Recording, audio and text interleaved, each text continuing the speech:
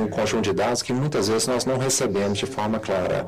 Então, eu acredito que sensores para escritórios, automóveis e lares serão importantes como parte do nosso ambiente de informação à medida que o tempo decorrer. Achei também que seria interessante mencionar para vocês que existem outras mudanças importantes acontecendo na internet hoje. Uma eu já mencionei, que é a introdução do IP versão 6.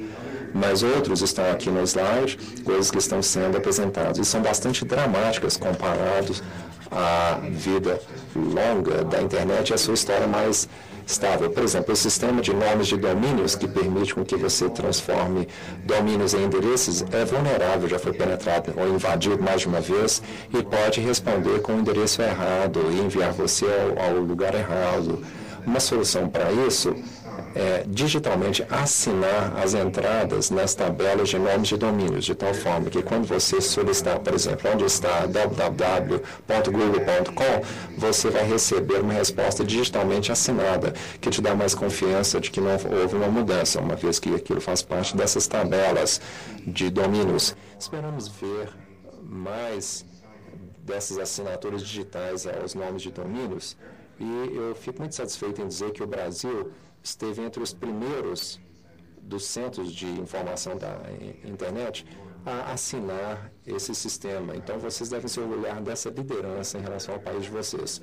Outra coisa muito dramática é que os nomes de domínios em si, que durante muitos anos eram expressos somente em caracteres latinos, e isso era uma restrição, só A até Z, 0 a 9 e o hífen, essas expressões em caracteres latinos não agradam às necessidades, por exemplo, de falantes de árabe, ou de hebraico, ou de russo, ou de chinês, ou coreanos, as necessidades que eles têm para ver seus próprios nomes de domínio nos seus idiomas. Então, o sistema está sendo ampliado, e isso vai acontecer esse ano, daqui para frente, para permitir caracteres não latinos como parte do espaço de nomes de domínios. Não tenho tempo para entrar em detalhes, mas isso é muito mais difícil de fazer do que parece.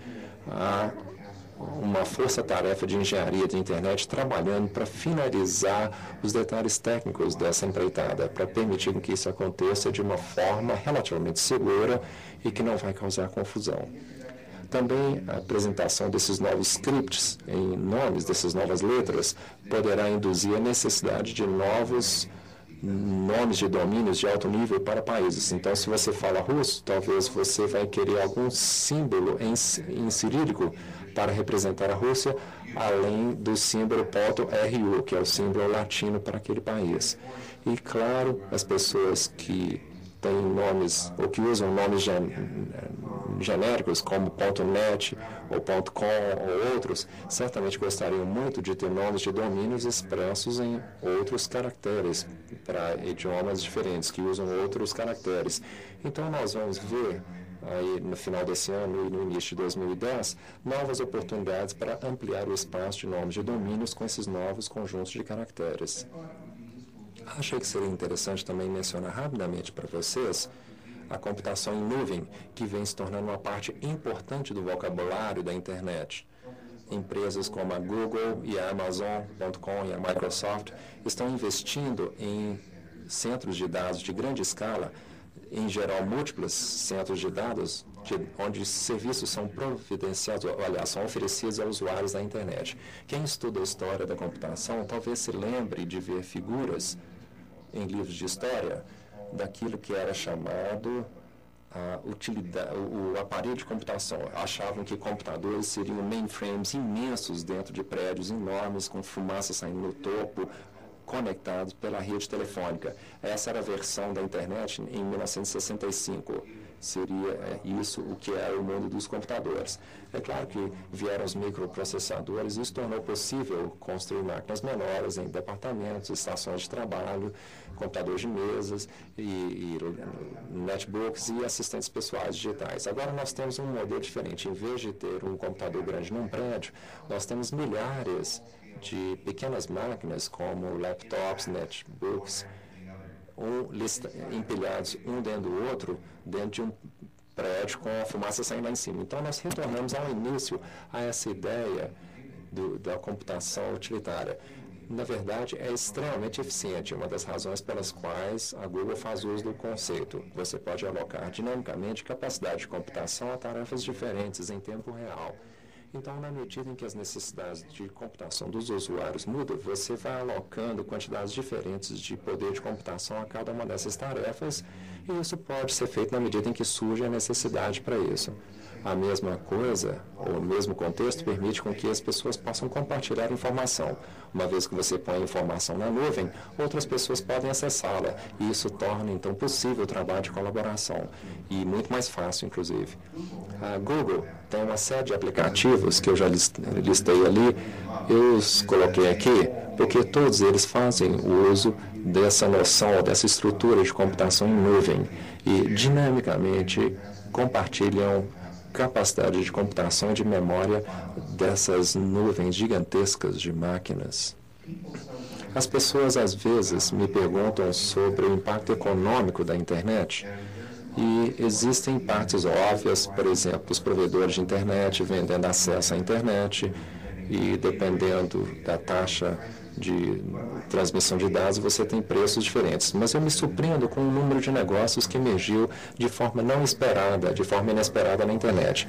Por exemplo, há um programa chamado Second Life, é uma comunidade virtual. Quando você entra no Second Life, você cria um avatar, que é uma imagem, uma pessoa que representa você dentro desse mundo virtual, mas nem todo mundo tem tanto talento assim em relação a se vestir e criar estilos. Então, existem pessoas que ganham a vida criando avatares para pessoas que não são tão artísticas assim e cobram dinheiro para isso, para fazer isso. Isso é um negócio que não teria como existir sem a invenção desse espaço virtual. Outro exemplo, há um jogo multiusuário chamado World of Warcraft. E as pessoas criam personagens e essas personagens vão vivenciando ali o jogo e vão se tornando mais poderosos. Claro que se não forem mortas no jogo. Então, para manter o personagem, manter a sua força e habilidade, algumas pessoas estão pagando outras pessoas para manter o personagem lutando enquanto eles vão fazer outra coisa, vão trabalhar, dormir, coisas assim. Então, na China, as pessoas ganham a vida rodando ou jogando para outras pessoas, para que esses personagens se mantenham vivos e se tornem cada vez mais potentes. Eu não vou entrar em todos os detalhes ali, mas o que eu quero colocar é que uma vez que você cria essa estrutura de internet, você gera oportunidades para interconectar e misturar ou juntar aplicativos diferentes.